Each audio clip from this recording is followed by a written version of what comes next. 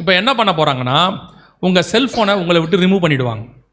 இப்போ நீங்கள் எல்லாம் செல்ஃபோன் வச்சுருக்கீங்க, சிக்னல் கிடைக்கல, அது கிடைக்கல, எல்லாம் சொல்லிக்கிட்டு இருக்கிறீங்கல்ல. உங்கள் செல்ஃபோனை எடுத்துகிட்டு இந்த செல்ஃபோனில் சிம் கார்டு இருக்குல்ல, அதை உங்கள் உடம்புல இந்த சிப்பாக போட்டுட்டு உங்கள் உடம்பையே செல்ஃபோனாக மாற்றிடுவாங்க. அதுக்கப்புறம் உங்களுக்கு கால் வரும், ஆனால் நீங்கள் ஃபோன் இல்லாமையே பேசுவீங்க. நாங்கள் புதுசாக இருக்குது அப்படின்னா நடக்குமான்னு கேட்குறீங்களா? கவனிங்க, இது பிபிசியில் வந்தது.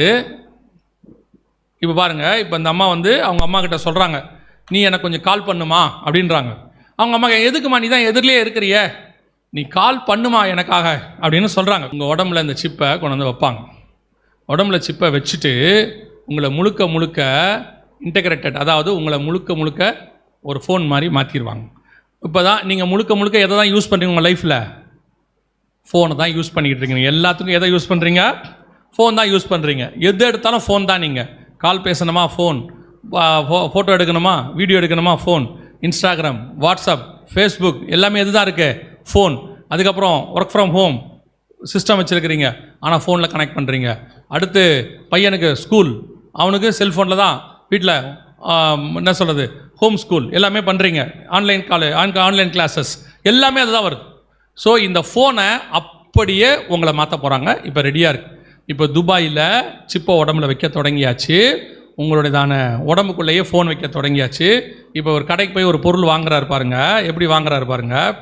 இவர் என்ன பண்ணிட்டாருன்னா, இவருடைய கார்டை இவர் கையை வச்சு அதை சார்ஜ் பண்ணிட்டார். கார்டு இப்போ உடம்புக்குள்ளே வந்துருச்சு. ஏன்னா அது கையில் சிம் கார்டு இருக்குது, அவருடையக்குள்ளே அந்த சிப்பு இருக்குது. இப்போ போய் அவர் கடையில் எப்படி பே பண்ண போகிறாருன்னு பாருங்கள். இது எல்லாமே இப்போ உள்ள டெக்னாலஜி. நான் சொல்கிறது 2023 26க்குள்ள.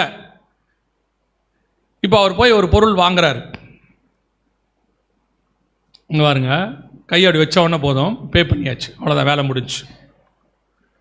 கரெக்டாக பாருங்கள், ஆண்டவர் சொன்ன வலது கையும் வாங்கவும் விற்கவும் கூடாதபடிக்கு செய்தது. ஆண்டவர் சொன்னபடியே 100% கர்த்தர் சொன்ன தீர்க்க தரிசனம் துல்லியமாய் நிறைவேறி விட்டது. இப்போ நம்ம என்ன பண்ண போகிறோம்? வெளிப்படுத்தல் 13:16 நீங்கள் வேணான்னு சொல்லவே முடியாது. இது உலகளாவிய, திருப்பியும் சொல்கிறேன், நேற்று ஒரு கவர்மெண்ட் பார்த்தோம்ல, யூரோப்பியன் கவர்மெண்ட், இப்படி ஒரு ரூல் போடுறாங்கன்னு வச்சுக்கோங்க. ஆனால் அதான் வரும், இப்படி ரூல் போடுறாங்கன்னு வச்சுக்கோங்க. இப்போது உலகளாவிய ஒரே பண பரிவர்த்தனை, உலகளாவிய ஒரே பண பரிவர்த்தனை, எல்லா நாடும் ஒரே யூரோன்னு வச்சுக்கோங்க, எல்லாம் ஒரே பணம். அப்படி சேர்த்துட்டா காமன் மணிங்க, இந்த வேரியேஷனே கிடையாதுன்னு சொல்கிறாங்கன்னு வச்சுக்கோங்க. இப்போ இந்தியா பணம் வந்து டாலரோட கம்பேர் பண்ணால் 95 ரூபா 100 ரூபா கிட்ட போகுது இப்போ, இல்லையா? இப்போ திடீர்னு யூரோ சொல்லுது, நமக்கு அந்த டிஃப்ரென்ஸ்லாம் வேணாம், 1 யூரோனா 1 ரூபி ஒரே காமன் அப்படின்னா ஒத்துப்போமா மாட்டோமா? நம்ம இமீடியட்டாக ஒத்துப்போம். ஆனால் அவன் ஒன்று சொல்லுவான், இனி ருபீஸ் கிடையாது யூரோ. ஒத்துப்பீங்களா மாட்டிங்களா? பேரை தான் மாற்ற போகிறீங்க. ஆட்டோமேட்டிக்காக என்ன ஆகும்? உலகளாவிய ஒரே பணம். இப்போது ஐரோப்பாவில் இருக்கிற 28 நாடு அது ஒத்துக்குச்சு, 29 நாடு இப்போ ஏற்றுக்கொள்ள ரெடி ஆகிடுச்சு. இப்போ எல்லாமே உலகளாவிய ஒரே கரன்சி, ஒரே கவர்மெண்ட், ஒரே பார்லிமெண்ட் எல்லாம் உருவாகுது. அதற்கான முன்னடவடிக்கை தான் இது. இப்போ ஆட்டோமேட்டிக்காக இப்போ நீங்கள் ஜிபேன்னு சொல்கிறீங்க. ஜிபே எங்கே இருக்குது கம்பெனி? கூகுள் எங்கே இருக்குது? அமெரிக்காவில் இருக்குது கூகுள். நீங்கள் அந்த கம்பெனி வழியாக தான் பணத்தை அனுப்புகிறீங்க, அந்த கம்பெனி வழியாக தான் பணத்தை வாங்குறீங்க. முந்தி நீங்கள் என்ன பண்ணுவீங்க? இந்தியாவில் உள்ள பேங்க் வழியாக அனுப்புவீங்க, இந்தியாவில் உள்ள பேங்க் வழியாக வாங்குவீங்க. இப்போ இந்தியாவில் உள்ள பேங்க்குக்கு நீங்கள் யார் வழியாக அனுப்பிக்கிட்டு இருக்கிறீங்க? அமெரிக்கா கம்பெனி வழியாக அனுப்பிக்கிட்டு இருக்கிறீங்க. ஒரு நாள் வரும், இது முழுக்க முழுக்க அவங்க கண்ட்ரோலுக்கு போகும். அவன் ஒன்றே ஒன்று சொல்ல போகிறான், நாங்கள் கொடுக்குறதான இந்த இன்ஸ்ட்ருமெண்ட்டை போட்டுக்கிட்டிங்கன்னா இதை விட ஈஸி, உங்களுக்கு சர்வீஸ் சார்ஜே கிடையாது, ஃப்ரீயாக ஒரு ஹாட் பேக் கொடுக்குறேன்னா நீங்கள் உடனே போட்டுருவீங்க. நீங்கள் ஃப்ரீன்ட்டாலே எப்படிப்பட்ட ஆட்கள் நீங்கள்லாம்? உங்களுக்கு கொடுக்குறவன் யார், அவனால் கொடுக்க முடியுமா, அதெல்லாம் நீங்கள் யோசிக்கிறாலே இல்லை. ஃப்ரீன்னா உடனே என்ன பண்ண போகிறீங்க? நீங்கள் இமீடியட்டாக கொடுத்துருவீங்க. நான் சொல்கிறது உடம்ப சிப்பு. நீங்கள் வேறு எதோ கொடுப்பீங்கன்னு நினச்சிங்கன்னா அதுக்கு நான் பொறுப்பு இல்லை. நீங்கள் எதையுமே யோசிக்காத ஆள். நீங்கள் என்ன பண்ண போகிறீங்க? அவன் சொல்ல போகிறான், நீங்கள் இப்போவே கூகுள் பேயில் போய் பாருங்கள், உங்களுக்கு ரிவார்டுன்னு சொல்லி கொஞ்சம் வச்சுருக்கான். டிரான்சாக்ஷன் எவ்வளோ பண்ணுறீங்களோ அவ்வளோ உங்களுக்கு என்ன இருக்குது? ரிவார்டுன்னு சொல்கிறான். அதே மாதிரி கூகுள் காரனோ அல்லது யூரோ காரனோ சொல்ல போகிறான், நாளைக்கு இருந்து இதை வாங்குற உங்களுக்கு ஒரு கார்டு வாங்கினா ஒரு கார்டு ஃப்ரீ, உங்களுக்கு வந்து இது ஃப்ரீயாக தருவோம், அது ஃப்ரீயாக தருவோம்னா ஆட்டோமேட்டிக்காக நீங்கள் என்ன பண்ண போகிறீங்க? ஃப்ரீயாக தராமலாம்டா, அது எப்படிடா உனக்கு ஃப்ரீயாக தர முடியும், அதுக்கு செலவாகுமே, அது சும்மா இரு, அவன் சொன்னால் செய்வான் அப்படின்னு யூரோப்காரனை நம்புவீங்க. நீங்கள் யாரை? யூரோப்காரனை நம்புவீங்க. நீங்கள் அவன் ஹீரோ கொண்டாந்து கொடுத்தானா வாங்கத்தான் போறீங்க. அதுதான் நடக்க போகுது. அப்போ ஆட்டோமேட்டிக்காக எல்லாருடைய வலது கையில் நெத்தியில் அவன் என்ன பண்ண போகிறான்? ஒரு சிப்பு ஒன்று போடத்தான் போகிறான். இப்போ வேதம் சொன்ன அத்தனை காரியங்களும் ரெடியாக இருக்குது நம் கண்களுக்கு முன்பாக. கர்த்தர் சொன்னது நீங்கள் போட மாட்டேன்லாம் சொல்லவே முடியாது. என்ன முடியாது? போட மாட்டேன் நீங்கள் சொல்லவே ஏன் முடியாதுன்னா, ஏற்கனவே கோர்ட்டில் கேஸ் போட்டு ஒரு தீர்ப்பு ஒன்று வாங்கி வச்சுருக்கிறாங்க. என்ன தெரியுமா வச்சுருக்காங்க? உங்கள் உடம்பு உங்களுக்கு சொந்தமானது அல்லன்னு கேஸ் போட்டு வாங்கிட்டாங்க. இங்கே பாருங்கள், இது ஏற்கனவே கோர்ட்டில் கேஸ் போட்டு கவர்மெண்ட் என்ன சொல்லியிருக்குது பாருங்க, citizens don't have absolute right over their bodies. அவங்க உடம்பு மேலே அவங்களுக்கு என்ன இல்லை. இது எதுக்காக வந்துச்சுன்னா, எல்லாருடைய கைரேகையும் கேட்டு வாங்குறாங்க. இந்த கைரேகைன்றது என்னது? நம்முடைய தனிப்பட்ட ஐடென்டிஃபிகேஷன். இது உலகத்தில் வேறு யாருக்கிட்டையுமே இருக்காது. அப்போ இதை யாருக்கிட்டையும் நீங்கள் என்ன பண்ணக்கூடாது? கொடுக்கக்கூடாது. ஏன்னா இதான் நீங்கள் பத்திரம் வாங்கிறது, வீடு வாங்கிறது, எதுவாக இருந்தாலும் எதான் வைக்க போகிறீங்க? இதான் அத்தாரிட்டி. இந்த அத்தாரிட்டியை கேட்குறாங்க, நீங்கள் கொடுத்துட்டீங்கன்னா இது இன்டர்நெட்டில் யார்கிட்ட வேணாலும் போகும். இப்போ ஒரு உதாரணத்துக்கு சொல்கிறேன், ஆதார் நீங்கள் எங்கெல்லாம் கொடுக்குறீங்க? எல்லா இடத்துலையும் கொடுக்குறீங்க. எவனாவது ஃப்ரீயாக கொடுக்குறான்னா எல்லா இடத்துலையும் கொடுப்பீங்க. அப்படி தானே? ஆதார் அப்படி தானே கொடுக்குறோம். இப்போ நம்ம ஆதார் கொடுக்கும்போது உங்கள் ஃபோட்டோ போதா? உங்கள் கைரேகைலாம் போகுமா? எல்லாம் போகும் தானே. அப்போ என்ன போட்டாங்க, கேஸ் போட்டாங்கன்னா, இது எங்களுடையதான பர்சனல் ஐடென்டிஃபிகேஷன் போகுதே அப்படின்னு சொல்லும் போது அவங்க என்ன சொன்னாங்கன்னா, அவங்க உடம்பு வந்து இனிமேட்டு அவங்களுக்கு கிடையாது, அது கவர்மெண்ட்டுக்கு சொந்தம். நாங்கள் அதை என்ன செய்யலாம்? ஒரு காரணத்துக்காக அவங்கள நாங்கள் ஆளுகை செய்யலாம். இப்போ கைரேகை, கண் கருவிழி எல்லாம் இருக்குது அவங்கக்கிட்ட, அத்தனையும் இருக்குது. ஸோ அவங்க நாளைக்கு போடுங்கன்னு சொன்னால் நம்ம என்ன செய்ய போகிறோம்? போடத்தான் போகிறோம். இல்லைன்னு சொல்ல போகிறது இல்லை. போடாட்டி உங்களுக்கு எதுவும் கிடைக்க போகிறதும் இல்லை. கர்த்தர் சொன்னபடியே அத்தனை காரியங்களும் நல்லா தெரிஞ்சுக்கொள்ளுங்க. வெளிப்படுத்தல் 13, 16, 17 சொன்ன அத்தனை காரியங்களும் துல்லியமாய் நிறைவேறிவிட்டது. ஆனால் இது எதுவுமே யாருக்கு தெரியாது? சபைக்கு தெரியாது. நம்ம வாசப்படி வரைக்கும் தலைக்கு மேலே கத்தி நிற்கிது. ஆண்டவர் சொன்னது தலைக்கு மேலே நிற்கிது. ஒரே ஒரு வார் தான் பாக்கி. நல்லா தெரிஞ்சுக்கொள்ளுங்க.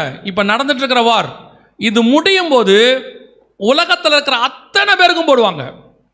உலகத்தில் இருக்கிற எல்லாருக்கும் ஒரு டெக்னாலஜி இம்ப்ளிமெண்ட் பண்ணுவாங்க. எப்படி செல்ஃபோன் இம்ப்ளிமெண்ட் பண்ணாங்களோ, எப்படி வந்து ஸ்மார்ட் ஃபோன் இம்ப்ளிமெண்ட் பண்ணாங்களோ, அதே மாதிரி ஜிபே மாதிரி அதே மாதிரி இதையும் இம்ப்ளிமெண்ட் பண்ணுவாங்க. உலகளாவே இம்ப்ளிமெண்ட் பண்ணுவாங்க. ஸோ எல்லாருடைய வலது கையிலையும் நெத்தியிலையும் போடணும்பாங்க. ஏன் வலது கையில் நெத்தியில் போடணும் அப்படின்னு கேட்டிங்கன்னா, நான் புரிஞ்சுக்கிறது ரெண்டு அர்த்தம், ரெண்டு காரியம் அதுக்கு இருக்குது. ஒன்று, ஏற்கனவே உங்கள் இடது கையில் ஒரு மார்க் இருக்குது தெரியுமா? அவங்க எல்லாருக்கும் இருக்கா இல்லையா? அதுக்கு பேர் என்னது? அம்ம முத்திரைன்னு சொல்லுவாங்க இல்லையா? இது ஏறக்குறைய ஒரு 100 வருஷத்துக்கு முன்னாடி போலியோ பாதிப்பு வரும்போது என்ன பண்ணாங்கன்னா, பிறக்கிற குழந்தைக்கு எல்லாத்துக்கும் இதை ஒரு மார்க்காக போட தொடங்கினாங்க, லெஃப்டில் போட தொடங்கினாங்க. ஆனால் இப்போ கொஞ்ச நாளாக போடுறதில்லை. இப்போ பிறக்கிற பிள்ளைகளுக்கு என்ன பண்ணுறதில்ல, எனக்கு தெரிஞ்சு கொஞ்ச நாளாக போடவே இல்லை. ஏன் அப்படின்னு கேட்டிங்கன்னா, இந்த வாருக்கு அப்புறம் எல்லாருக்கும் வலது கையில் போடுவாங்க. இந்த இடது கையில் போட்டது ஏற்கனவே இருக்குது. ஸோ கம்பல்சரி ஒரு மார்க் எங்கே வரணும்? வலது கைக்கு வரணும். இது நான் நினைக்கிறது ஃபஸ்ட்டு. ரெண்டாவது மிக முக்கியமானது, நம்ம உடம்புல இந்த சேட்டலைட்டோட கனெக்ட் பண்ணுற ரேடியோ ஃப்ரீக்வன்சின்னு சொல்கிறோம் இல்லையா, எலக்ட்ரானிக் மேக்னெட்டிக் ரேஸ்ன்னு என்னமோ சொல்லுவாங்க, இஎம்என்னு என்னமோ சொல்லுவாங்க. அது நம்ம உடம்புல இருக்குது. அது நம்ம உடம்புல 2 இடத்துல நல்லா இருக்குதுன்றாங்க. சிப்பை வச்சாச்சுன்னா சேட்டலைட்டோடைய கனெக்ட் பண்ணலான்றாங்க. அந்த 2 இடம், ஒன்று கை, இன்னொன்று நெத்தி. ஏன் கையும் நெத்தியும் அப்படின்னு கேட்டிங்கன்னா, கையில் தான் நார்மலாக வைக்கிறது ஈஸி, எங்கே போனாலும் யூஸ் பண்ணுறதுக்கு வைக்கிறது குறிப்பாக வலது கை தான் ஈஸி. ஆனால் கை இல்லாதவங்க இருப்பாங்க, ஆக்சிடெண்ட்டில் கையெல்லாம் போகிறதுக்கு வாய்ப்பு இருக்குது. ஆனால் நெத்தி இல்லாதவன் என்ன செய்ய மாட்டான்? இருக்கவே மாட்டான். ரெண்டாவது, நெத்தி தான் ஐடென்டிஃபிகேஷன் பிளேஸ். உங்களை போய் எங்கே நின்னாலும், நான் சொல்கிறத நீங்கள் நல்லா புரிஞ்சுக்கோங்க, புரியுதா இல்லையான்னு தெரியல. ஒரு மனுஷனை இப்போவே இந்தியாவில் நெத்தியை பார்த்து கண்டுபிடிச்சலாம் யாருன்னு. புரியுதா புரியலையா? புரியலன்னா பரவாயில்ல, ஒன்றும் பிரச்சனை இல்லை. ஒரு ஆளை நெத்தியை பார்த்து நீங்கள் என்ன பண்ணிடலாம்? கண்டுபிடிச்சிடலாம். இவங்க யார், எந்த ஊருக்காரங்க, எந்த மொழிக்காரங்க கூட கண்டுபிடிக்கலாம் நீங்கள். ஏன்னா நெத்தி தான் அவங்களோட ஐடென்டிஃபிகேஷன் பிளேஸ் இல்லையா? அப்போது அந்த நெத்தியில் தான் என்ன செய்ய போகிறாங்க? இந்த சிப்பை வைக்க போகிறாங்க. இப்போ நம்ம கண்களுக்கு முன்பாக அத்தனையும் 100% ரெடியாக இருக்குது. ஸோ இது எப்போ நடக்க வாய்ப்பு இருக்கிறது? நான் சொன்னேன் இல்லையா, இது இன்றைக்கி நேற்று இல்லை, ஏறக்குறைய 2010 இதுக்கானதான வேலைகள் நடக்குது. கவனிங்க, இது 2010 வந்த பேப்பர். நாங்கள் அப்போவே இதெல்லாம் கலெக்ட் பண்ணி வச்சுருந்தோம். 2010 வந்த பேப்பர். அன்றைக்கி என்ன கொடுக்குறாங்கன்னா, ஆதார் அட்டை கொடுக்கும்போது ஆரம்பிக்கும் போது அவங்க சொல்கிறாங்க, அரசு கொடுக்கிறது ஆதாரம், ஆனால் அதை கொண்டு உங்களை என்ன செய்யலாம், கண்காணிக்கவும் செய்யலாம். 2000 இப்போ கீழே படிக்க முடியுதா, அது எப்போன்னு வந்தது, எப்போன்னு இருக்குதா, கீழே குட்டியாக இருக்குது பாருங்க, 2010 மே மாதம் வந்தது. மேவோ அக்டோபர்லேயே இருக்கும், அக்டோபர் மாதம் வந்தது. இது அப்போ உள்ளதான பேப்பர். அது மாதாந்திர பத்திரிகை, கிறிஸ்தவ பத்திரிகை அல்ல. நல்லா தெரிஞ்சுக்கொள்ளுங்க, கிறிஸ்தவ பத்திரிகை அல்ல, ஒரு செக்குலர் மேகசினில் இதை இம்ப்ளிமெண்ட் பண்ணும்போது அப்போ அவங்க போட்டதான ஒரு ஆர்டிக்கல். அதுவும் என்ன ஆர்டிக்கல்னா, தொழில்நுட்பம் அப்படின்னு மேலே போட்டிருக்கு பாருங்க. தொழில்நுட்பம்னு சொல்லக்கூடியதான ஒரு டெக்னாலஜி, அந்த அந்த அந்த டைட்டிலுக்கு கீழே இதை கொண்டு வந்தாங்க. அப்போ இவங்க தெளிவாக போட்டிருந்தாங்க, இந்த கொண்டு உங்களை என்ன செய்ய போகிறாங்க, கண்காணிக்க செய்ய போகிறாங்க 24 hours. இப்போ உங்கள் செல்ஃபோன் இருக்குது, இந்த செல்ஃபோனில் உங்களை கண்காணிக்கும் போது ஒன்று நீங்கள் செய்யலாம், இந்த செல்ஃபோனை நீங்கள் என்ன பண்ணிடலாம், சுவிட்ச் ஆஃப் பண்ணிடலாம். இல்லைங்க, சுவிட்ச் ஆஃப் பண்ணால் கூட கண்டுபிடிக்கலாம். அப்படின்னா உங்கள் சிம் கார்டை நீங்கள் என்ன பண்ணிடலாம், தூக்கி போட்டு செல்ஃபோனை தூக்கி உடச்சிட்டிங்கன்னா உங்களை என்ன பண்ண முடியாது, கண்டுபிடிக்கவே முடியாது. அதை தாண்டி இப்போ நீங்கள் செல்ஃபோனையும் தூக்கி போட முடியாது, சிம் கார்டையும் தூக்கி போட முடியாது, உங்கள் உடம்புலையே இந்த சிப்பை வச்சுருவாங்க. ஸோ உங்களை 24 hours கண்காணிப்பாங்க. இன்னொன்று தெரியுமா, இன்னொரு விஷயம் இப்போ செஞ்சுருக்கிறாங்க, அதையும் சொல்லிடுறேன் உங்களுக்கு. இப்போ இந்த செல்ஃபோனில் பேசுகிறீங்கல்ல, இந்த செல்ஃபோனில் பேசுகிறது ரெக்கார்ட் ஆகுமா ஆகாதா? எங்கே ஆகும், எங்கே ஆகும், செல்ஃபோன்லேயே ஆகும். ஒரு 5 வருஷத்துக்கு முன்னாடி உள்ள செல்ஃபோனெல்லாம் பார்த்தீங்கன்னா பின்னாடி ஓப்பன் பண்ணி பேட்ரி எடுக்கலாம், தெரியுமா? இப்போ எந்த செல்ஃபோன்லேயும் என்ன எடுக்க முடியாது, ஏன் எடுக்க முடியாது? அந்த டெக்னாலஜி அப்போ தான் இவங்க பண்ணிட்டு இருந்த வேலையை கண்டுபிடிச்சாங்க. ஒரு செல்ஃபோன்லேருந்து பார்த்தா உள்ளுக்குள்ளேயே நீங்கள் பேசுகிறதெல்லாம் ரெக்கார்ட் பண்ணுறதுக்குன்னு ஒரு காரியம் வச்சுருந்தாங்க. அதுக்கப்புறம் தான் உங்களை 24 hours கண்காணிக்கிறதுக்கான இன்னொரு வேலை அது. அதுக்கப்புறம் தான் இதை கண்டுபிடிச்சி உலகத்தில் என்ன பண்ணாங்கன்னா, பாருங்கள் நம்மளை இந்த அளவுக்கு தனிப்பட்ட முறையில் செய்கிறாங்கன்னா, அதுக்கப்புறம் வந்த எல்லா ஃபோனுக்குமே பேக்கில் ஓப்பன் பண்ண முடியாது. சிம் கார்டு மட்டும் போடுறதுக்கு ஒரு ஸ்லாட் கொடுத்துட்டான், மற்றபடி இது உள்ளே எதுவுமே நீங்கள் என்ன பண்ண முடியாது, ஓப்பனே பண்ண முடியாது. அந்த அளவுக்கு பண்ணி கொடுத்துட்டான். காரணம், இது உள்ளேயே உங்களை பற்றின எல்லா டீட்டெயில்ஸும் என்ன ஆகுது, இது இருக்கிறதுலே த மோஸ்ட் யூஸ்ஃபுல் இன்ஸ்ட்ருமெண்ட். ரெண்டாவது, இருக்கிறதுலே டேஞ்சரஸ் இன்ஸ்ட்ருமெண்ட். இது ரொம்ப கஷ்டம். இது வந்து ரொம்ப டேஞ்சர். இது இல்லாமல் ஆனால் இருக்கவும் முடியாது உங்களால். இப்போ இது இல்லாமல் ஒரு லைஃப்பை யோசித்து பாருங்கள், தீந்தீங்க. நீங்கள் ஆஃபீஸ் போக முடியாது, எதுவுமே பண்ண முடியாது. எல்லாமே யாருக்கு என்ன கொடுத்து வச்சுருக்கீங்க, இப்போ நம்பர் தானே கொடுத்து வச்சுருக்கிறீங்க, எல்லாத்துக்கும் நம்பர் தானே கொடுத்து வச்சுருக்கீங்க. என்னை கூப்பிடுங்க உடனடியாக, எல்லாத்துக்கும் நம்பர் தான், எங்கே போனாலும் நம்பர் தான். இப்போ செல்ஃபோன் இல்லை அப்படின்னா உங்களுக்கு வேலையும் கிடைக்காது, ஸ்கூலும் கிடைக்காது, எதுவுமே கிடைக்காது. ஸோ 24 hours உங்களை கண்காணிக்கிறதுக்கு இந்த ஃபோன் இருக்குது.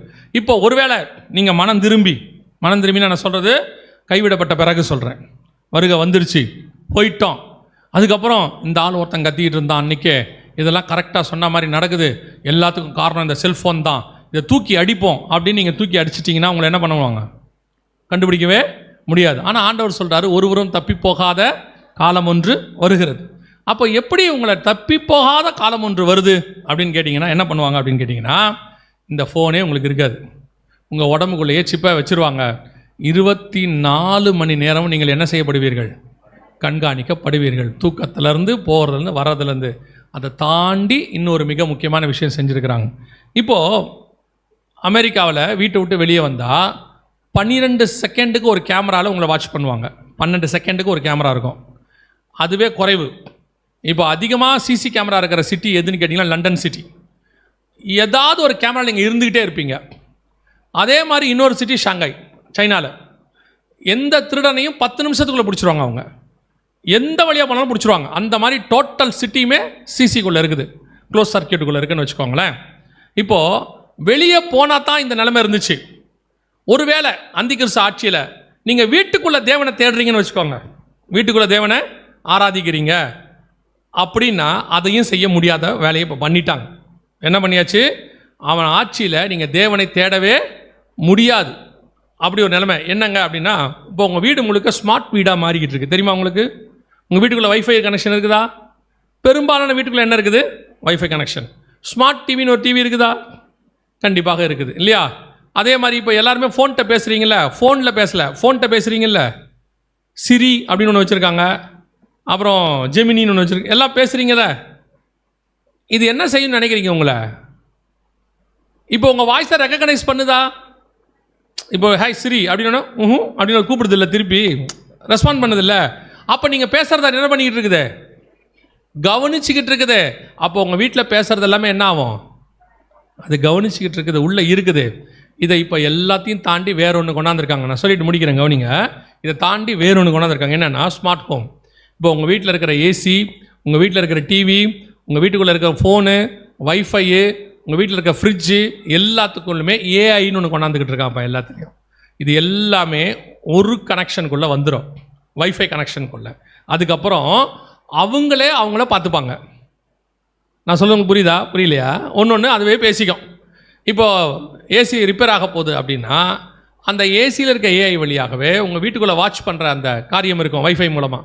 அதுவே சர்வீஸ் சென்டருக்கு ஃபோன் பண்ணிடும், இந்த மாதிரி ப்ராப்ளம் இருக்குது நீங்கள் வாங்க அப்படின்னு அதுவே பண்ணிட்டோம். உங்களுக்கே அப்போ தான் தெரியும், அந்த ஆள் வந்த பிறகு, என்ன சார் விஷயம், இல்லை உங்களுடைய ஃப்ரிட்ஜு ஃபால்ட்டாக இருக்குது, இல்லை நான் ஒன்றும் சொல்லலையே இருக்குது அப்படின்னு பார்த்தா ஃபால்ட்டாக இருக்கும். ஏன்னா அதுவே அதை என்ன பண்ணிக்குது, ஷெல்ஃபாக சரி பண்ணிக்கிறதுக்கான எல்லாத்தையும் ரெடி பண்ணுறான். இப்போ அது ஏஐ ஹோம்னு சொல்லுவாங்க. இப்போ அது என்ன பண்ணுதுன்னா உங்கள் வீட்டுக்குள்ளே உங்களை வாட்ச் பண்ண தொடங்கிருச்சு. சைனாவில் இப்போ ரூல் போட்டிருக்கிறாங்க, வீட்டுக்குள்ளே யாருமே ப்ரேயர் நடத்தக்கூடாது, வீட்டுக்குள்ளே யாரும் ப்ரேயர் பண்ணக்கூடாதுன்னு சொல்லியிருக்காங்க. எப்படி வாட்ச் பண்ணுவாங்க வீட்டுக்குள்ளே பண்ணுறத? முந்தியெல்லாம் பக்கத்து வீட்டுக்காரன் போய் தான் சொல்லிடுவான், அந்த வீட்டில் சவுண்டு வருது அப்படின்னு சொல்லுவான். இப்போ அப்படி அல்ல, உங்கள் வீட்டுக்குள்ளேயே உங்களை கண்காணிக்கிற கருவி முழுவதும் வருகிறது. 100% நீங்கள் பேசுவது, நீங்கள் என்ன பண்ணுறீங்க, என்ன ப்ரேயர் பண்ணுறீங்க, எல்லாத்தையும் அதை வாட்ச் பண்ணிட்டே இருக்கும் 24 hours. நீங்கள் நினச்சிக்கிட்டு இருக்கிறீங்க வீட்டுக்கு வெளியே தான் நம்மளை கண்காணிக்கிறாங்கன்னு. உங்கள் வீட்டுக்குள்ளேயே கண்காணிக்கிற காரியங்கள் எல்லாம் வந்துருச்சு. 24 hours நீங்கள் என்ன பண்ணாலும் ரெக்கார்ட் ஆகும், நீங்கள் பேசுகிறது ரெக்கார்ட் ஆகும், யார் கூட பேசுகிறீங்களோ ரெக்கார்ட் ஆகும், எல்லாமே இருக்குது. ஆண்டவர் சொன்ன ஒருவரும் தப்பி போகாத காலம் ஒன்று வருகிறது. அதனால தான் பைபிள் சொல்லுது, அந்த 7 வருஷம் உபத்திரவ காலம் உலகம் பார்க்காத உபத்திரவ காலம், இது வரைக்கும் வந்ததிலேயே தி வஸ்ட் கவர்மெண்ட். தானியேல் புஸ்தகம் 7ஆம் அதிகாரம் 23வது வசனத்தை வாசிங்க பார்ப்போம். அது எல்லா ராஜ்யங்களை பார்க்கிலும் வேறாயிருந்து பூமியை எல்லாம் பட்சித்து அதை மிதித்து அதை நொறுக்கி போடும். இதுதான் இருக்கிறதுலையே உலகம் உண்டானதுலேருந்து தி வஸ்ட் கிங்டம். வரப்போகிற உபத்திரவ காலம் தான் பைபிள் சொல்லுது, உபத்திரவ காலம், மகா உபத்திரவ காலம், உலகம் பார்க்காத காலம் ஒன்று வருகிறது. ஹிட்லரை விட மோசமான ஒரு சர்வாதிகாரி நம்ம காலத்தில் இருந்தான், அவனை விட மோசமாக ஒருத்தன் வரப்போகிறான்னு பைபிள் சொல்லுது. சரித்திரத்தில் நிறைய பேர் இருந்திருக்கிறாங்க, வெரி ஒஸ்ட் டிக்டேட்டர்ஸ் இருந்திருக்காங்க. இது வரைக்கும் வந்தவங்களையே இப்போ வரப்போகிறவன் தான் இருக்கிறதுலே ஒஸ்ட் அப்படின்னு பைபிள் சொல்லுது. எல்லா மிருகங்களை பார்க்கலும் வேற்று உருவமாக இருந்தது. அப்போ இந்த சாம்ராஜ்யத்தில் தான் சபையை ஆண்டவர் வைக்க விரும்பவில்லை. இந்த சாம்ராஜ்யம் சபை இல்லாததுனால வருது. சபை எடுத்துக்கொள்ளப்பட்ட உடனே இந்த டோட்டல் பூமியும் சாட்டானிக் கிங்டமாக மாறும். அதில் ஒரே ஒரு குரூப்பை மட்டும் கர்த்தர் பூமியில் வச்சிருப்பார் தனக்குன்னு 7ஆம் அதிகாரத்தில். அதை கூட அழகாக ஆண்டவர் எப்படி சேவ் பண்ணுறாருன்னு இருக்கும். வாசிங்களேன், 7ஆம் அதிகாரம் வெளிப்படுத்தின விசேஷம் 1வது வசனத்திலிருந்து வாசிங்க பார்ப்போம். இவைகளுக்கு பின்பு பூமியின் 4 திசைகளிலும் 4 தூதர்கள் நின்று பூமியின் மேலாவது சமுத்திரத்தின் மேலாவது ஒரு மரத்தின் மேலாவது காற்று அடியாதபடிக்கு பூமியின் 4 காற்றுகளையும் பிடித்திருக்க கண்டேன். ஏன் காற்றை பிடிக்கிறாங்க? அதுக்கு கீழ் வசனம் என்ன சொல்லுதுன்னா, அதுக்கு கீழ் வசனம், ஜீவனுள்ள தேவனுடைய முத்திரையை கோலையுடைய வேறொரு தூதன் சூரியன் உதிக்கும் திசையிலிருந்து ஏறி வர கண்டேன். அவன் பூமியையும் சமுத்திரத்தையும், அடுத்த வசனம் வாசி, நாம் நமது தேவனுடைய ஊழியக்காரரின் நெற்றிகளில் முத்திரை போட்டு தீரும் அளவும் பூமியையும் சமுத்திரத்தையும் மரங்களையும் சேதப்படுத்தாதிருங்கள் என்று மகா சத்தமிட்டு கூப்பிட்டான். இதில் என்ன நடக்குதுன்னு கேட்டிங்கன்னா, இந்த 7 வருஷத்தில் தேவன் தனக்கென்று ஒரு பெரிய கூட்டம் 1,44,000 இஸ்ரவேலர்கள், வெளிப்படுத்தல் 14 இருக்கிறவங்க இல்லை, இது 7 இருக்கிறவங்க, இவங்களை கொண்டு போய் கர்த்தர் என்ன பண்ண போகிறாரு, ஒரு சேஃபான இடத்துல வைக்க போகிறார். 24ஆம் அதிகாரம் மத்தேயுல அவர் சொல்லும் பொழுது 15வது வசனத்தில் பாழாக்கும் அருவருப்பை குறித்து தானியேல் தீர்க்கதரிசி சொல்லி இருக்கிறானே, வாசிக்கிறவன் சிந்திக்க கடவன், அதை பரிசுத்த ஸ்தலத்தில் நிற்க காணும்போது யூதேயாவில் இருக்கிறவர்கள் மலைகளுக்கு ஓடிப்போங்கள். கர்த்தர் என்ன பண்றாரு, உபத்திரவ காலம் வருது, அந்தி கிறிஸ்து வந்து 3வது தேவாலயத்தில் நிற்க போறான். அப்போ மகா உபத்திரவம் உலகம் முழுக்க.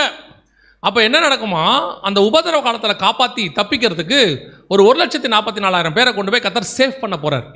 அந்த சேவ் பண்ணுறதுக்கு முன்னாடி பார்த்தீங்கன்னா அந்த 7:1 சொல்லுது வசனம், காற்று அடியாதபடிக்கு பூமியின் 4 காற்றுகளையும் பிடித்திருக்க. ஏன் காற்றை பிடிக்கிறாங்க? இன்னைக்கு இருக்கக்கூடிய எல்லா டிரான்சாக்ஷனும் எது வழியாக தான் நடக்குது? காற்று வழியா. உங்களை கண்டுபிடிக்கிறது எது வழியாக தான் நடக்குது? காற்று வழியா. உங்களை சேட்டலைட் எது வழியாக வாட்ச் பண்ணுது? காற்று. இன்னைக்கு வந்து மூலதனம் காற்று. ஒரு காலகட்டத்தில் மூலதனம் வந்து லேண்டு, விவசாயம். ஒரு காலகட்டத்தில் மூலதனம் ஆயில். இப்போ ஆயில் தான் நமக்கு என்னவா இருக்கு? பேஸ். இதுக்கு பிறகு மூலதனம் எது தெரியுமா? காற்று. இப்போ காற்று பிஸ்னஸ் தான். மைக்ரோசாஃப்ட் ஓனர் வந்ததுலேருந்து பில்கேட்ஸ் வந்த பிறகு காற்று தான் பேஸாக இருக்கு. ஸோ பைபிள் சொல்லுது, கடைசியாக ஒரு ஜனங்களை காப்பாற்றணும்னா அவங்கள மறைச்சி வைக்கிற வரைக்கும் இவங்க எதை பிடிக்கிறாங்க? காற்றை பிடிக்கிறாங்க. காற்றை பிடிச்சாச்சுன்னா யாரையும் கொஞ்ச நேரத்துக்கு தான். அது கொஞ்ச நேரம் என்ன பண்ண முடியாது, கண்டுபிடிக்க முடியாது. ஸோ அப்படி ஒரு இடத்துல கொண்டு போய் இவங்களை மலைக்கு கீழே என்ன பண்ண போறாரு? சேவ் பண்ண போறாரு. ஸோ இப்போ எவ்வளோ அழகாக பைபிள் வந்து நமக்கு சொல்லி வச்சிருக்குது பாருங்க. இது வந்து இன்னைக்கு இருக்கிற யங்ஸ்டர்ஸ் என்ன நினச்சிக்கிறாங்க அப்படின்னா, இந்த பைபிள் வந்து ஒரு பழைய புக்கு, இது அந்த கதை இந்த கதை இருக்குது. இது எதுலையுமே கதை கிடையாதுங்க, எல்லாமே சம்பவம். ஆனால் அவைகளுக்கு பின்னால் நடக்க போகிற இன்னைக்கு உள்ள டெக்னாலஜியிலிருந்து, இனி வரப்போகிற டெக்னாலஜியிலிருந்து, ஆர்மியிலிருந்து இந்த எண்டுன்னு போடுற வரைக்கும் அத்தனையும் அதில் இருக்குது. 8ஆம் நாள் வரைக்கும் இருக்குது. நீங்கள் இந்த கூகுள் சொல்லக்கூடியதான காரியத்தை இது பார்த்தீங்கன்னா, கூகுளில் வர்றது எவ்வளோ உண்மை எவ்வளோ பொய்ன்னு உங்களுக்கு தெரியாது. அது இன்ஸ்டாவில் வர்றதோ அல்லது வாட்ஸ்அப்பில் வர்றதோ யூடியூப்பில் வர்றதோ எத்தனை உண்மைன்னு தெரியாது. ஆனால் பைபிளில் சொல்லியிருக்கிற எல்லாமே உண்மை, 100% உண்மை. ஆனால் இதை நீங்கள் படிக்க மாட்டேங்கிறீங்க. இதை உட்காந்து தியானிங்க. நீங்கள் என்ன நினைக்கிறீங்கன்னா, இந்த டெக்னாலஜி எல்லாம் உங்களுக்கு வெளியரங்கமாக பார்க்கும்போது பிரமிப்பாக இருக்குது. ஆனால் இதெல்லாம் உருவாகிறதுக்கு முன்னமே இதை பற்றி ஆண்டவர் தெளிவாக சொல்லி வச்சிருக்கிறார். ஆனால் என்ன, இதை கொஞ்சம் நீங்கள் தியானித்து படிக்கணும். உங்களுக்கு அதுக்கு டைம் இல்லை. ஏன்னா இப்போ எல்லாம் 30 செகண்ட்ஸில் ஷார்ட்ஸ் பார்க்குறவங்களா இருக்கிறீங்க. நீங்கள் உடனே ஸ்க்ரோல் பண்ணிட்டு போயிட்டே இருக்கணும். ஒரு இதையுமே 2 நிமிஷத்துக்கு மேலே பார்க்க உங்களுக்கு இன்ட்ரெஸ்ட் இல்லை. அது எவ்வளோ பெரிய தப்புன்னு உங்களுக்கு தெரியல. உட்காந்து மெமரி பண்ணுறதுன்னு உங்களுக்கு போயிடுச்சு. ஸோ உங்களுக்கு எல்லாமே இப்போ என்ன ஆயிடுச்சு, 30 செகண்ட்ஸ் 1 மினிட் வீடியோவே ஒரு நிமிஷத்துக்குள்ளே இருந்தால் தான் பார்க்குறாங்க. 1 மணி நேரம் செய்தினா யாரும் பார்க்குறதில்ல. இப்போ அப்புறம் பார்த்துக்கலாம் அப்படின்றாங்க. அப்போ நீங்கள் மிக முக்கியமான விஷயத்தை உங்களை பிசாசு டிஸ்ட்ராக்ட் பண்ணிகிட்டே இருக்கிறான். உங்களை எப்படி ஆக்கிட்டானா, எதையுமே இன்ட்ரெஸ்ட் இல்லை உங்களுக்கு. ஒன்று பார்த்தா ஸ்க்ரோல் அடுத்து போகணும். ஆனால் இது அப்படி அல்ல, இரவும் பகலும் உட்காந்து தியானிக்கணும் இதை. ஆனால் தியானிக்கிற அளவுக்கு இப்போ உங்களுக்கு என்ன இல்லை, இப்போ பொறுமை கிடையாது. டைம் இருக்கு, ஆனால் என்ன இல்லை, பொறுமை இல்லை. அதனால் பிசாசு பண்ண பெரிய தந்திரம், நீங்கள் ஃபோனு டெக்னாலஜி அல்லது அதில் உள்ளக்கூடிய விஷயங்கள், நான் இது வேணான்னு சொல்லலை, திருப்பியும் சொல்கிறேன், இது வேணான்னு சொல்லலை. எவ்வளோ யூஸ் பண்ணுமோ அவ்வளோ மட்டும் யூஸ் பண்ணுங்க. எந்த ஒரு விஷயமும் நம்ம ஊரில் சொல்லுவாங்க பழமொழி, அளவுக்கு மிஞ்சினால் அமிர்தமும் நஞ்சு. அது ஃபோனுக்கும் பொருந்தும். சிலர்லாம் ஃபோன்லேயே இருக்கான், சும்மா இருந்தால் ஃபோனை நோட்ட தொடங்கிறான், இப்படி தோண்டிகிட்டே இருக்கான். ஃபோன் பாருங்க, தேவையான விஷயத்த பாருங்க, வேணான்னு சொல்லலை. எது ஒன்றுமே ஒரு அளவு இருக்குது, அளவுக்கு அதிகமாக போகுது. எந்த அளவுக்கு போகுதுன்னா, ஃபோனை வச்சு காலை மேலே வச்சு தூங்குது. தலைகாணிக்கு பக்கத்தில் ஃபோனை வச்சுட்டு காதை வச்சுட்டு தூங்கியிருக்கு. என்னன்னு பார்த்தா பேசிகிட்டே இருக்கும்போது தூங்கிருச்சு. ஃபோனு தலைகாணிக்கு அடியில் இருக்குது. சில ஆட்கள்லாம் காலைல ஏந்திரிக்கும் போது பைபிள் சொல்லும், பொழுது விடியும் போது நான் உங்களுடைய முகத்தின் சாயலால் திருப்தி ஆவேன்னு. இது விடியும் போதே தடவுது, குருட மாதிரி. கண்ணே திறக்கலை. ஏன் தடவுறேன்னு கேட்டால், டைம் பார்க்குறேன். டைம் பார்க்குறதுக்கு ஃபோன் பார்க்கும் போதே 4 போட்டிருக்கோம், 6 மெசேஜஸ். அப்படியே அமைக்கிட்டு அப்படியே பார்க்கறது. ஒரு தடவை நீங்கள் வாட்ஸ்அப்புக்குள்ளே போனால் மினிமம் 10 நிமிஷம் 5 நிமிஷம் ஆகுதா? நீங்கள் பார்க்க போன விஷயத்தை மட்டுமா பார்க்குறீங்க? அப்படியே டிஸ்ட்ராக்ட் ஆகி உள்ளே போய்கிட்டே இருக்கு. ஆனால் ஒரு பைபிளை எடுத்து வாசிக்கிறதுக்கு உங்களுக்கு எவ்வளோ கஷ்டமாக இருக்குது. அதை வாசிக்கணும்னு தோண மாட்டேங்குது, பிரிக்கணும்னு தோண மாட்டேங்குது, அதை பற்றி பேச தோண மாட்டேங்குது. லிட்ரலாக ஒரு சந்ததி தேவனை விட்டு பிசாசுக்கிட்ட போயிட்டு இருக்குது. ஒரு ஜென்ரேஷன் போகுது. நீங்கள் வெறும் தேவனை விட்டு மட்டும் போல, நீங்கள் யோசிச்சு பாருங்க. யாருமே வேணாம், ஒரு ஃபோன் இருந்தால் போதும். ஒரு ரூமுக்குள்ளே ஒரு நாள் முழுக்க இருப்பீங்களா மாட்டிங்களா? இருப்பீங்க தானே? ஒரே ஒரு ஃபோன் இருந்து இந்த பக்கத்தில் நொறுக்கு தீனி 4 பேக்கெட் இருந்துச்சுன்னா நீ எவனையுமே தேட போகிறதில்ல நீங்கள். ஆமாம் தானே? இந்த சிப்ஸையும் கிப்ஸையும் வாங்கி வச்சுக்கிட்டு இப்படி மென்னுக்கிட்டு ஃபோனை பார்த்துக்கிட்டு அதில் 2 ஏர்பேடையோ ஏதோ நம்ம கையில் போட்டுக்குது, இப்படி பார்த்துக்கிட்டு திங்குது பார்க்குது. நான் அப்புறம் ஒரு வருஷம் கழிச்சு அவங்க அம்மாட்ட சொல்லுது, என் உடம்பு ரொம்ப குண்டாகிட்டே போகுது, என்னானே தெரியல, உட்காந்து தின்னு வேற என்ன ஆகும்? என்ன ஆகும்னு நினைக்கிறிய? பசங்களும் அப்படித்தான் இருக்கான். எல்லாரையும் பாருங்க, ஆபரகாமின் ஆசீர்வாதம் அவங்ககிட்ட தான் நிறைவே இருக்கு. இடது புறமும் வலது புறமும் பலுகி பெருகி ஆடு இருக்கான். அவன் ஏறி உக்காடுறான், வயிறு டேங்க் மேல தனியா இருக்கு. பைக்கில் கேட்டு பாருங்க. அப்படியே இன்னைக்கு நேற்று நானும் தம்பி காரில் போயிட்டு இருக்கோம். ஒரு ஆள் டேங்க் மேலே ஃபோனை வச்சுட்டு ஃபோனை பார்த்துட்டே ஓட்டுறான். 2 வீலரில் இப்படி பார்த்துட்டு என்ன அடிக்ஷன் பாருங்க. தயவு செய்து சொல்கிறேன், இதை யூஸ் பண்ணுங்க, தேவையானதுக்கு மட்டும் யூஸ் பண்ணுங்க. இது உங்களுக்கு ஜீவனை கொடுக்காது, தேவைப்பட்டால் ஜீவனை எடுக்கும். ஏஐ கிட்ட போய் கேட்டு பாருங்க, சாட் ஜிபிடி இந்த மாதிரிலாம் இருக்குல்ல, அதுக்கிட்ட கேட்டு பாருங்க. ரொம்ப பிரச்சனையாக இருக்குது, என்ன பண்ணலாம், செத்துருன்னும் சொல்லுது. ஆமாம் சொல்லுது, சாட் ஜிபிடி சொல்லுது.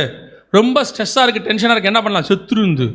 அன்றைக்கி ஒருத்தன் போய் கேட்டிருக்கான், எங்கள் அம்மா என்னை ரொம்ப திட்டுறாங்க, என்ன பண்ணலாம், கொன்னுடுன்றுச்சு. ஆமாம், இது ஜீவனை எடுக்கும், ஆனால் கர்த்தரோ ஜீவனை கொடுப்பார்.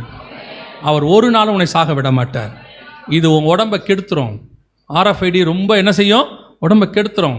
இப்போ ரொம்ப ரேடியேஷன்ஸ். பட் அவனே சொல்கிறான், அதிகமாக ஏர்பாட் போடுறவங்களுக்குலாம் என்ன ஆகுது, பிரச்சனை ஆகுது. தயவு செய்து பெரியவங்களையும் சொல்ல வேண்டியிருக்கு. இப்போ வாலிபர்களை மட்டும் சொல்ல வேண்டியதில்லை, பெருசும் அப்படி தான் இருக்குது. வீட்டுக்காரர் வேலைக்கு போன உடனே யூடியூப்பில் என்ன சமைக்கலான்னு பார்த்து சமைச்சு அதை வீட்டில் வச்சு சாப்பிட்றவனாம் செத்து போகிறான். அது வேறு, அதை செஞ்சு வச்சுட்டு இது எப்படி இருக்குது, அதில் ரிவ்யூ வேறு. ஃப்ரெண்ட்ஸ் வாயில் வைக்க முடியல. ஆனால் பார்த்தீங்கன்னா கலராக இருக்குது. வானவியல் மாதிரி 7 கலர்லையும் இருக்குது. கருப்பா ரசம், வெள்ளையா தயிர், பச்சை கலரில் பீன்ஸு, ஆரஞ்சு கலரில் கேரட்டு, எல்லாம் 7 கலரில் வானவியல் மாதிரி இருக்குது. எல்லாம் வாயில் வச்சுட்டு ன்றான். என்னத்தான் போங்க, கவனிச்சு கொள்ளுங்க. காலம் மிக கொடிதாக இருக்கிறது. உங்களை நீங்கள் தான் காப்பாற்றி கொள்ளணும். கர்த்தர் அதுக்கான ஞானத்தை கொடுத்துருக்கிறார். எல்லாத்தை விட காப்பாற்றுக்கிறதுக்கு கர்த்தர் உங்கள் கையில் பரிசுத்த வேதாகமத்தை கொடுத்துருக்கிறார். இது ஆரம்பிக்கிறது தான் கஷ்டம். நான் சொல்கிறேன் உங்களுக்கு, ஆரம்பிக்கும் போது கொஞ்சம் ஸ்டார்டிங் ட்ரபிள் வரும். ஏன்னு கேட்டால் இது சத்தியம் பாருங்களேன். எப்போவுமே ஒரு நல்ல விஷயம் ஆரம்பிக்கும் போது கொஞ்சம் கஷ்டமாக இருக்கும். ஆனால் நீங்கள் இதை டேஸ்ட்டை உணர்ந்துட்டிங்கன்னா, கர்த்தர் நல்லவர் என்பதை இதை டேஸ்ட்டை உணர்ந்துட்டிங்கன்னா இதை உங்களால் கீழே வைக்கவே முடியாது. இது உங்களை அழகாய் காப்பாற்றி விடும். அல்லேலூயா. அதனால் மிக கொடிதான காலம் ஒன்று வருகிறது. அடுத்து நம்ம தலைக்கு மேலே இருக்குது, ரொம்ப தூரத்தில் இல்லை. கர்த்தருக்கு சித்தமானால் நம்ம தலைமுறையில் இப்போ நம்ம பேசின எல்லாத்தையும் பார்ப்போம். ஏன்னா இப்போ எல்லாமே ரெடியாக இருக்குது. இன்னும் ஒன்று தான் பாக்கி என் கணக்குக்கு. இந்த வார் ஸ்டார்ட் ஆகிருக்கு, உச்சத்துக்கு போனால் இது எல்லாமே வந்துடும். இவைகள் சம்பவிக்க தொடங்கும் போது தான் நம்முடைய மீட்பு இருப்பதாக நம்முடைய ஆண்டவர் சொல்லி வச்சிருக்கிறார். அல்லேலூயா. அப்போ கண்டிப்பாக என்ன வரப்போகுது, இவைகளுக்கு நடுவில் கர்த்தருடைய வருகையும் வரப்போகுது. நாம் அதற்கு ஆயத்தப்படுவதுக்கு தான் இந்த செய்தி. இதை எதையுமே நீங்கள் மாற்ற முடியாது. உலகம் ஒரு கொலாப்ஸுக்கு போகும், பயங்கரமாக உச்சத்துக்கு போய் கொலாப்ஸ் ஆகும். அது இயேசுவின் பகிரங்க வருகையில் நடக்கும். அவர் தன்னுடைய முகத்தின் பிரசன்னத்தினால் எல்லாத்தையும் க்ளோஸ் பண்ணிடுவார். ஆனால் அதுக்கு முன்னாடி ஒரு 7 வருஷம் மிகப்பெரிய உபத்திரவத்துக்குள்ள போகும். அதுக்கு முன்னாடி உங்களையும் என்னையும் கர்த்தர் மீட்க வருவார். அல்லேலூயா. அப்போ ஒவ்வொரு நாளும் அவரை சந்திக்க நம்ம என்ன செய்யணும், ஆயத்தப்படணும். இவ்வளத்தையும் சொன்ன ஆண்டவர் தான் வருவேன் என்றும் சொல்லி இருக்கிறார்.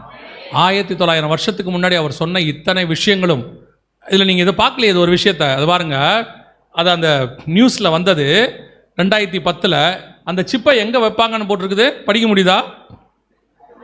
அரிசி அளவு உள்ள இந்த சிப்பை கைகளில் அல்லது நெற்றியில். இது வந்தது 2010. பைபிளில் சொன்னது 1900 வருஷத்துக்கு முன்னாடி. அதே ரெண்டு பிளேஸ் கை அல்லது நெற்றி. இன்னும் பைபிள் பர்டிகுலராக சொல்லுது, வலது கையிலாவது நெற்றிகளிலாவது. இத்தனை துல்லியமாய் தீர்க்க தரிசனம் சொல்ற ஒரே புஸ்தகம் உலகத்தில் பரிசுத்த வேதாகமம் மட்டுமே. வேறொரு புஸ்தகத்தில் இதை நீங்கள் பார்க்கவே முடியாது. எவ்வளோ அழகாக தெளிவாக சொல்லி வச்சிருக்கிறார். ஸோ அவர் வரப்போது அதிக நிச்சயம். ஆண்டவர் நம்மை அழைத்து கொண்டு போகிறார். முதலாவதாக இந்த வருகையில் போகிறது தான் இம்பார்ட்டண்ட், அதான் ரொம்ப முக்கியம்.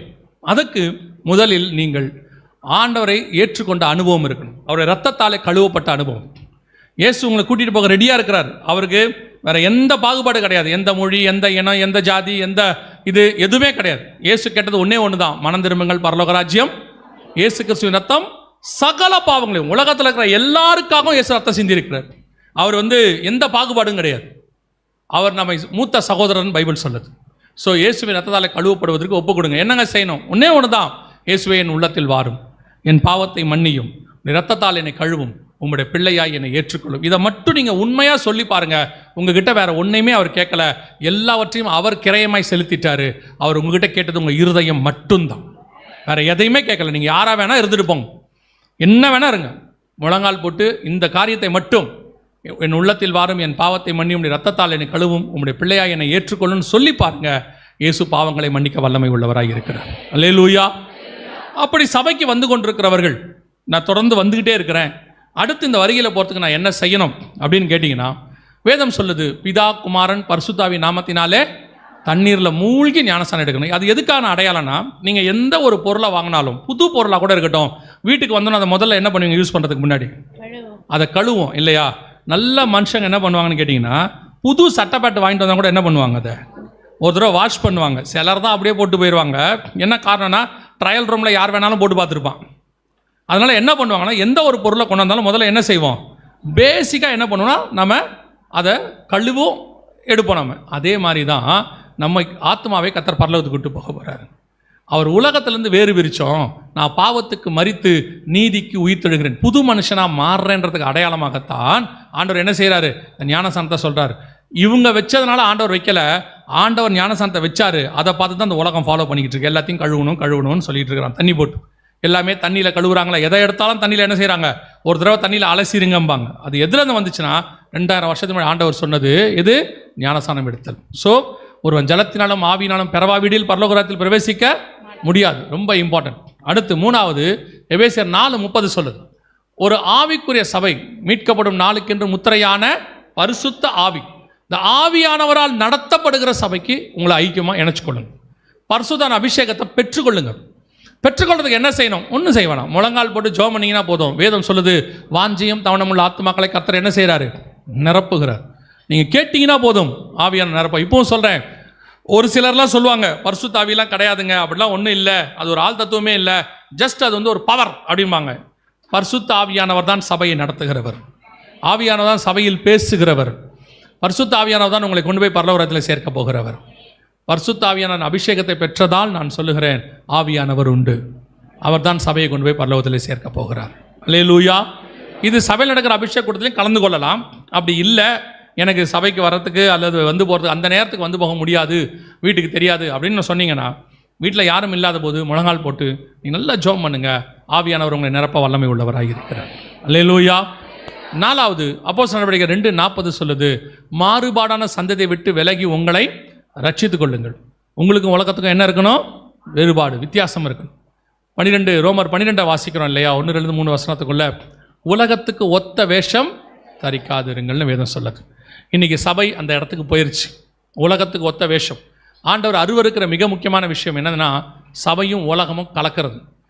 நோவா காலத்தில் உலகம் அழியறதுக்கு இருந்ததான மிக முக்கியமான ஒரு காரணமாக ஆண்டவர் சொல்கிறாரு, தேவபுத்திரர் மனுஷகுமாரத்தியோட என்ன செஞ்சாங்களாம்? இணைஞ்சாங்களாம். அதே மாதிரி தான் இப்போ சபை என்ன செஞ்சுக்கிட்டு இருக்குன்னா, உலகத்தோடு கூட தன்னை இணைத்துக் கொள்ளுகிறது. உலகம் எப்போவுமே அட்ராக்ஷன், அது கவர்ச்சி. உலகத்தில் உள்ளது என்னது? கவர்ச்சி. நல்லா கவனிச்சு பாருங்க, கவர்ச்சியாக இருக்கிறது எல்லாமே நன்மையாக இருக்காது. ஆனால் பல நேரத்தில் நன்மையானது கவர்ச்சியாக இருக்காது. ஜீவ விருட்சம் இயேசு கிறிஸ்து வசனம் சொல்லுது, அவர் சிலுவையில் தொங்கும்போது எப்படி இருந்தாராம்? விரும்பத்தக்க ரூபம் அவருக்கு இல்லாதிருந்தது. ஆனால் அந்த சிலுவையில் தான் உங்களுக்கு எனக்கும் மீட்பு கிடைச்சிச்சு. இந்த உலகம் கவர்ச்சி, அட்ராக்ஷன், உன்னை இழுக்கும். பார்க்கும் போது அப்படியே ஓ இது இருந்தால் டவுன் டு எர்த்தும்பா. என்னது டவுன் டு எர்த்து? எனக்காக வானத்திலிருந்து இறங்கி வந்த தேவதைம்மா. கல்யாணம் பண்ண பிறகு தான் தெரியும் அது பாதாளத்திலிருந்து ஏறி வந்த மிருகம்னு. அது வரைக்கும் அவனுக்கு தெரியாது. அவன் நினச்சிப்பான் அது வானத்திலிருந்து இறங்கி வந்த தேவதைன்னு. அதுக்கப்புறம் தான் இந்த விஷயமே தெரியும். ஆனால் ஒன்று, அப்படி பண்ணுறவங்களாம் ரட்சிக்கப்பட்டுறான். அடிக்கிற அடியில் நம்ம சொன்னால் கேட்க மாட்டாம்ல, ஆண்டவர் அதுக்கப்புறம் யார்ட்டையே பிடிச்சி கொடுக்குறாரு. இந்த மாதிரி உலகத்துக்கு ஒத்த வேஷம் தரிக்காதிருங்கள். ரொம்ப கேர்ஃபுல்லாக இருங்க. அதுவும் இந்த காலத்தில் சபைக்குள்ளே உலகத்தை கொண்டு வராதீங்க.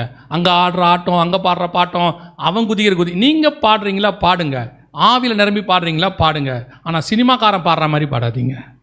நீங்கள் ட்ரெஸ் பண்ணுங்க. வசனம் சொல்லுது, எல்லாவற்றையும் அனுபவிக்க எனக்கு அதிகாரம் உண்டு, ஆனால் எல்லாமும் எனக்கு தகுதியாக இருக்காது. யோசிச்சு பாருங்க. இவர் இங்கிலாந்துக்கு கிங் இருக்கிறாரு, சார்லஸ் இருக்கிறாரு. அவர் ஜனாதிபதியாக ட்ரம்ப்பை பார்க்க வரும்போது அவர் ஷார்ட்ஸும் டிஷர்ட்டும் போட்டால் எவனா கேட்க போகிறானா? அவரை ஏதாவது கேட்பானா? ஆனால் அது தகுதியாக இருக்காது. ஒரு ராஜாவை பார்க்க போகிறோம், அங்கே ஒரு பிரசிடென்ட் இருக்கிறாரு. அப்போ நம்ம ஒரு ப்ரோட்டோக்கால் இதுதான் அப்படின்னு ஒரு இருக்குல்ல. இப்போ நீங்கள் ஸ்கூலுக்கு போகிறீங்க, உங்களுக்கு ஆசை தான் இல்லையா? இப்போ நீங்கள் சர்ச்சுக்கே வாங்க, உங்களுக்கே பாருங்கள், ஷார்ட்ஸும் டிஷர்ட்டோட வரது உங்களுக்கு வசதியாக இல்லையா? நைட்டியோடு வர சொன்னால் நீங்கள் வருவீங்களா மாட்டிங்களா? ஆமாம் தானே? கடை கிடைக்கலாம், அங்கேயே போயிடுறீங்க. ஒரு டவலை மேலே போட்டு நீங்கள் பாட்டு கொஞ்சம் ஏமாந்தா சர்ச்சுக்கு வந்துடுவீங்க. நீங்கள் நாங்கள் விட்றதில்ல.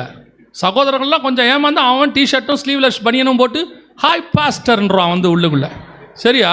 அடுத்து நடந்துடும், அதுவும் நடக்கும். அது தகுதியாக இருக்குமா? தகுதியாக இருக்காது. பரலோகத்தில் அந்த கேருபீன்கள், ஏசாயா புஸ்தகம் சொல்லுது, கேருபீன்கள் என்ன செய்தான்? 2 சட்டைகளால் முகத்தை மூடி, 2 சட்டைகளால் கால்களை மூடி, 2 சட்டைகளால் பறந்து பரிசுத்தர் பரிசுத்தர் பரிசுத்தர். பரலோகத்தில் இருக்கிற தூதனே அவ்வளோ அடக்க ஒடுக்கமா இருக்கிறான். இங்கே எப்படி வேணாலும் வரலாம், என்ன வேணாலும் செய்யலாம், கேட்கக்கூடாது. ஏன்? கடைசி காலம், தேவபுத்திரர் மனுஷகுமாரத்திகள் இணையிறது, அது அட்ராக்டாக இருக்கு. என்னங்க தப்பு? அப்படி ஒரு சட்டை போட்டால் என்ன கத்தர் கோச்சிப்பாரா? கணம்னு ஒன்று இருக்குல்ல. ஏன் உன் பையனை நீ அனுப்பிவிட ஸ்கூலுக்கு யூனிஃபார்முக்கு, அதுக்கு பதிலாக வெறும் உங்கள் பையனை 4வது படிக்கிற பையனுக்கு பனியனும் ஜட்டியும் போட்டு அனுப்பிவிடுங்களேன். என் பையனுக்கு அதாங்க நல்லா இருக்கும், ஃப்ரீயாக இருப்பான்னு சொல்லி தான் பாருங்களேன். அந்த ஸ்கூலுக்குன்னு ஒரு கணம் இருக்குல்ல, அதே மாதிரி ஆலயத்துக்குன்னு ஒரு கணம் இருக்குல்ல. நீங்கள் போய் பாருங்க, ஒரு சட்டசபைக்கு போகணுன்னா அதுக்கு ஒரு கணம், அதுக்கு ஒரு ட்ரெஸ் இருக்கு, அதுக்குன்னு ஒரு ஒழுக்கம் இருக்கு. இராணுவத்தில் இருக்கணும், அதுக்குன்னு ஒரு ஒழுக்கம் இருக்கு. ஆனால் சர்ச்சுக்கு எப்படி வேணாலும் வரலாம். பிரசங்கியார் அப்படி பிரசங்கம் பண்றான், இவெல்லாம் என்ன பிரசங்கியார்னே தெரியல. கர்த்தருக்கு என்று வசனம் தெளிவாக சொல்லுது, எல்லாவற்றையும் அனுபவிக்க எனக்கு அதிகாரம் உண்டு, ஆனால் எல்லாமும் தகுதியாகிறாது. உலகத்தை சபைக்குள்ள கொண்டாடாதீங்க, எதுலையும் கொண்டாடாதீங்க. மியூசிக்கில் கொண்டாடாதீங்க. மியூசிக்கை கர்த்தருக்காக நீங்க வாசிங்க. கர்த்தர் உங்களுக்கு டியூன் தருவார், உங்க இசையை கர்த்தர் ஆசீர்வதிப்பார். நீங்க பாடும்போது அதில் மகிமை வெளிப்படும். சினிமாக்காரன் பாடுற மாதிரி பாடாதீங்க, அதை உள்ள கொண்டாடாதீங்க. அது கேட்கறதுக்கு நல்லா இருக்கு, அது கேட்கறதுக்கு நல்லா இருக்கும், ஆனால் ஆவியோடும் உண்மையோடும் இருக்காது. ஒருவேளை இங்கே நீ பாடுறது கொஞ்சம் அவனை விட குறைவாகவே இருக்கும், ஆனால் கர்த்தர் உன் அபிஷேகத்தில் நிரப்பி இருப்பார். நல்லா பாடணுங்கிறது முக்கியமே இல்லை, ஆவியோடு உண்மையோடு பாடணும், அதான் முக்கியம். கர்த்தர் என்னைக்காவது நம்ம குரலை பார்த்து குறை சொல்லியிருக்கிறாரா? நான் எப்பவும் சொல்லுவேன், ஆண்டவர் நான் பாடுறதை பொறுத்துக்கிறாருன்னா எவன் பாடுறதையும் பொறுத்துப்பார். நான் பாடுறதே கர்த்தர் பொறுத்துக்கிறாரு. கர்த்தர் என்னைக்காவது நம்மளை குறை சொல்லியிருக்கிறாரா? அந்த ஒரு தகப்பன் மட்டும்தான் நம்ம சுதியோட பாடுறோமா, லயத்தோட பாடுறோமா, இல்லை பீட்டோட பாடுறோமா, எதையுமே கவலைப்பட மாட்டார். இருதயம் உண்மையாக பாடுறோமான்னு மட்டும்தான் கவலைப்படுவார். அல்லேலூயா. சில நேரத்தில் ஆட்கள்லாம் இங்கே முன்னாடி உட்காந்து பாடிக்கிட்டு இருப்பாங்க, ஒர்ஷிப் நடத்துகிறவருக்கு கஷ்டமாக இருக்கும், சம்மந்தமே இல்லாமல் கை தட்டிக்கிட்டு இருப்பாங்க. இவருக்கு பாடவே வராது, திரும்பி திரும்பி பார்ப்பார், அவங்க பாடவே மாட்டாங்க, கண்ணை மூடிட்டே இருப்பாங்க. இவங்களுக்கு வராது, ஆனால் தேவன் ரசிச்சுக்கிட்டே உட்காந்துருப்பார். ஏன்னா அவன் உண்மையாக பாடிக்கிட்டு இருக்கான், என்கிட்ட பார்த்துட்டு, அவன் இருதயம் என் கூட இருக்குது. அதைத்தான் கர்த்தர் விரும்புகிறார். நீங்கள் அழகாக இருக்க வேணான்னு சொல்லலை, உடனே நீங்கள் இப்படி நினச்சிடாதீங்க, இவர் வந்து இதெல்லாம் அதெல்லாம் சொல்லலை. தகுதியாக இருக்கணும், அதான் முக்கியம். நீட்னஸ், கர்த்தர் விரும்புகிறதுன்னு ஒன்று இருக்குது, அது இருக்கணும். 5வது, சுவிசேஷம் அறிவித்தல் உங்கள் மேல் விழுந்த கடமை. நீங்கள் பரலோகத்துக்கு போகும்போது உங்களோட கூட எதுவும் வராதுன்னு உங்கள் எல்லாருக்கும் நல்லாவே தெரியும். அது மரணம் வந்தாலும் வராது, வருகை வந்தாலும் வராது. பெட்டியில் வச்சாலும் எல்லாத்தையும் பிடுங்கிட்டு தான் விட போகிறான், எல்லாத்தையும் எடுத்துருவான். ஆமாம் தானே? கன்ஃபார்மாக எடுத்துருவான். நீங்கள் போட்டுருக்கிற மோதிரத்தை கூட எடுத்துருவான். வரலனா சோப்பு கீப்பு போட்டு எடுத்து அழுதுகிட்டே உருவிடுவான். ஐயா அப்பாவுக்கு அதெல்லாம் பிடிக்காது, ரொம்ப சிம்பிள் அப்படின்ட்டு எடுத்துருவான். அவர் சொன்னார் அவங்களுக்கு எந்திரிச்சு சொல்லல் தானே, ஆனால் எதையும் கொடுக்க மாட்டான், எல்லாத்தையும் போட்டு அமுச்சு விட்ருவான். அப்போ உங்களுக்கு நல்லா தெரியும். ஆனால் ஒன்றே ஒன்று உங்களோடு கூட வரும் பரலோகத்துக்கு, நீங்கள் சம்பாதிக்கிற ஆத்மா கண்டிப்பாக பரலோகத்துக்கு வரும். அதுதான் அங்கே உங்களுக்கு சொத்து. அதை வச்சுத்தான் அவன் கிரிக்கத்தக்கதான பலன் என்னோடு கூட வருகிறது. 6வது, இயேசு வருவார் என்பதை ஒவ்வொரு நாளும் விசுவாசிக்கணும். ஒவ்வொரு நாள் என்ன செய்யணும்? விசுவாசிக்கணும். சும்மா அந்த 2-3 நாள் செய்தி கேட்டவனை விட்டுறக்கூடாது. ஒவ்வொரு நாளும் அந்த வருகைக்கு காத்திருக்கிற மக்களாய் மாறிடணும். ஆவியும் மனவாட்டியும் வா என்பார்களாக. ஸோ 7வது, கடைசியாக, முடிவு பரியந்தம் நிலைநிற்கிறவனே இந்த ஆறிலும் கடைசி வரைக்கும் நிற்கணும். அடைந்த ரட்சிப்பு, எடுத்த ஞானசானம், பெற்றுக்கொண்ட அபிஷேகம், வாழ்கிற வேறுபாடுள்ள வாழ்க்கை, சொல்கிற சுவிசேஷம், விசுவாசிக்கிற வருகை, இந்த ஆறிலும் கடைசி வரைக்கும் நின்னீங்கன்னா கர்த்தருடைய வருகையிலே பிரவேசிப்பது எளிது. அல்லேலூயா.